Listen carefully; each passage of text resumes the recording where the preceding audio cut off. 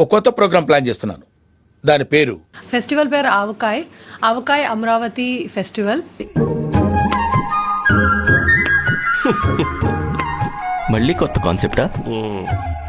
ఊపిరి పీల్చుకోవడం కూడా టైం ఇవ్వట్లేదురా. ఆవకాయ్ అనేది మన festival, Amaravati festival of cinema, culture and literature. నవ్వు ఆపుకుంటున్నావు కదరా. ఆవకాయ అనేటువంటి ఈ కార్యక్రమాన్ని విజయవాడలో ఏర్పాటు చేసుకోవడం జరుగుతుంది అమరావతి ఉత్సవంగా. ఆవకాయ అమరావతి అదేంటి చంద్రబాబు నాయుడు గారు, మనం అమరావతికి ఒలింపిక్స్ తెస్తా అన్నాం కదా, ఇప్పుడేదో ఆవకాయ తెచ్చారా? అంటే అది 40-50 కోట్లు ఖర్చు పెడతారంట మొత్తం సంవత్సరానికి, ఏది ఉత్సవాల పేరుతో.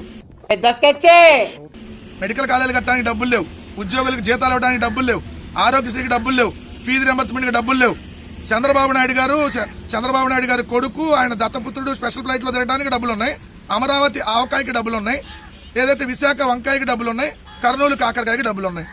కానీ వీటికి మాత్రం డబ్బులు లేవు. జీతాలు ఇవ్వడానికి డబ్బులు లేవు, రాష్ట్రాన్ని డెవలప్మెంట్ చేయడానికి డబ్బులు లేవు. ఇంకో పక్క చూస్తే ఖాళీ ఖజానా. డబ్బులు లేవా? లేవురా.